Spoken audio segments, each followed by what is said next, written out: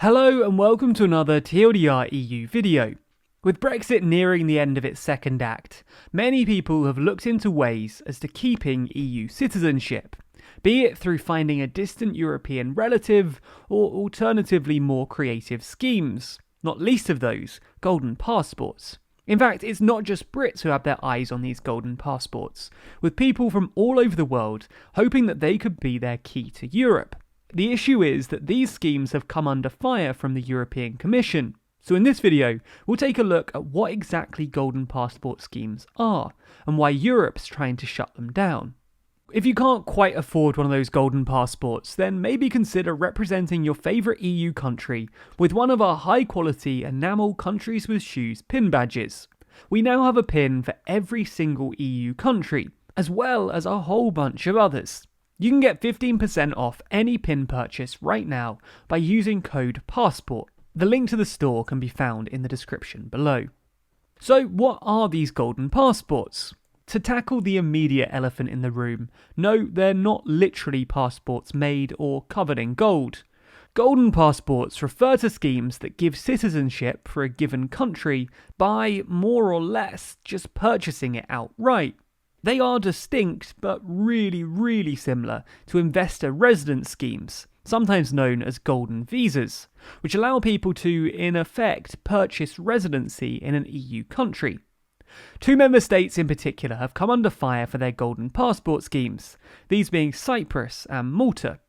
Under the Cypriot scheme, to gain Cypriot citizenship, and by extension EU citizenship, you have to invest a minimum of 2.2 million euros, of which at least 500,000 euros has to go towards the purchase of a main residence. 100,000 euros must be donated to the Cyprus Land Development Corporation, and a further 100,000 euros must be donated to one of 4 Cypriot funds, with the remaining investment requirements then coming down to the personal taste of the investor.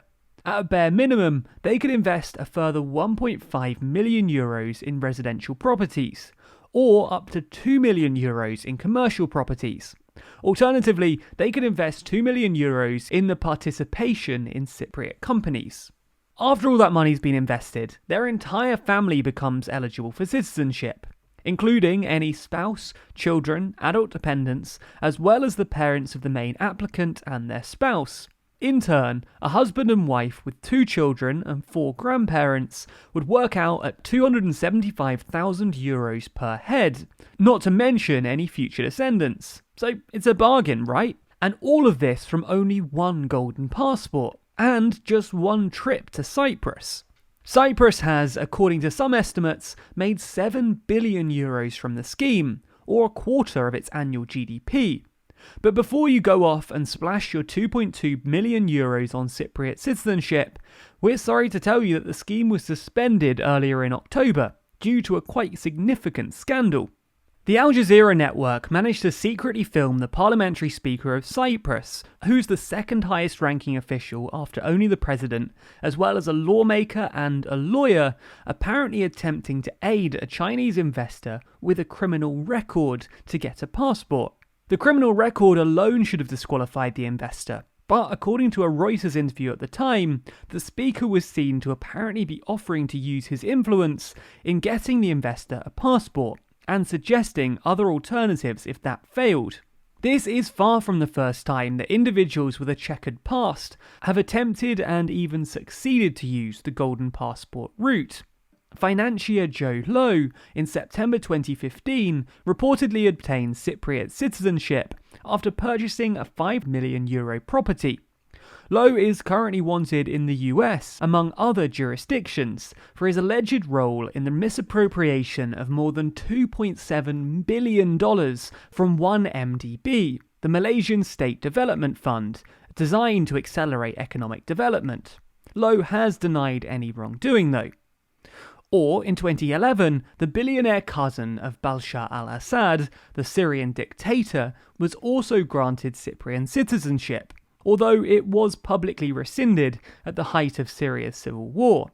Investor residency schemes, however, are far more prevalent. While they don't go as far as golden passports, investor residency schemes, as the name suggests, give an investor legal residency in the country, and they're seen as a relatively more legitimate kind of scheme, although they too often give investors a route to citizenship after a prolonged period of residency in the country.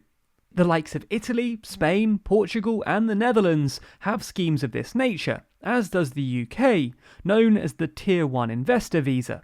The criteria for this Tier 1 visa are actually quite lax, initially requiring just £2 million of disposable investable money in a UK-regulated bank account. If you invest the bare minimum of £2 million, you can apply to settle in the UK after 5 years. Bump that up to £5 million and it drops to 3. Bump that up again to £10 million and you can apply to settle in just 2 years. However, in September of this year, Ursula von der Leyen, the European Commission's president, targeted golden passport schemes head-on in her State of the Union speech, saying, "Breaches of the rule of law cannot be tolerated. I will continue to defend it and the integrity of our European institutions, be it about the primacy of European law, the freedom of the press, the independence of the judiciary, or the sale of golden passports. European values are not for sale." Then, in October, the Commission formally began the infringement procedures against Cyprus and Malta for, in their words, selling EU citizenship, stressing that the Commission considers that granting EU citizenship for predetermined payments or investments without any genuine link to the member state concerned undermines the essence of EU citizenship, and going on to highlight that the consequences of golden passport schemes are obviously not limited to that country alone, because at the heart of the EU are the 4 freedoms: the freedom of movement of capital, services, goods and people. Citizenship from one EU member state gives someone the right to move, reside and work freely throughout any other EU member state. Besides the ethical implications on EU values, further opposition comes from other concerns surrounding security, concerns that apply to both golden passports and investor residency schemes.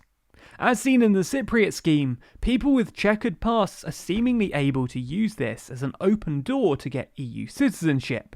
Third country nationals are meant to undergo enhanced checks at Europe's borders, but by getting an EU passport, these checks are circumvented.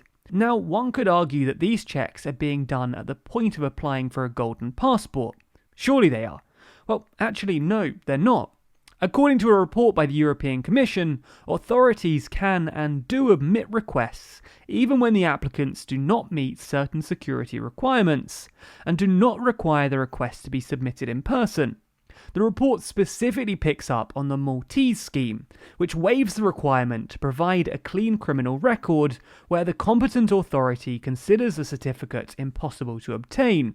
Then comes the issue of money laundering. Anyone who's been paying attention for the last few years to leaks from the Panama Papers to the Paradise Papers and the FinCEN files knows that it's a relatively hot topic for jurisdictions globally. The same European Commission report we mentioned earlier highlights this very issue. While some member states require all payments to be made through their national banks, which must apply necessary customer due diligence checks, some legislation does not provide for particular checks, naming the likes of Croatia and Portugal as prime targets.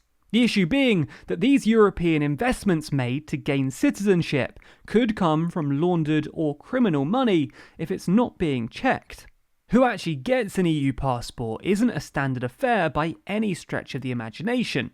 Different member states have wildly different requirements for getting a slice of that golden-lettered burgundy pie, something acknowledged by the European Commission in a report on investor citizenship and residence schemes, saying most member states also have discretionary naturalisation procedures. Under such procedures, member states can, on an individual basis, award citizenship to a foreigner on the basis of natural interest. Ireland, for example, allows anyone with an Irish grandparent to claim Irish citizenship, whereas anyone with a male Italian ancestor has the right to claim for an Italian passport, something that over 1 million people have used to obtain Italian passports between 1998 and 2010. In Hungary, Prime Minister Viktor Orbán has eased citizenship rules substantially, enfranchising again in the region of 1 million people. In the likes of Austria, Germany, and Spain, descendants of Jews who are expelled or fled are also able to claim a passport.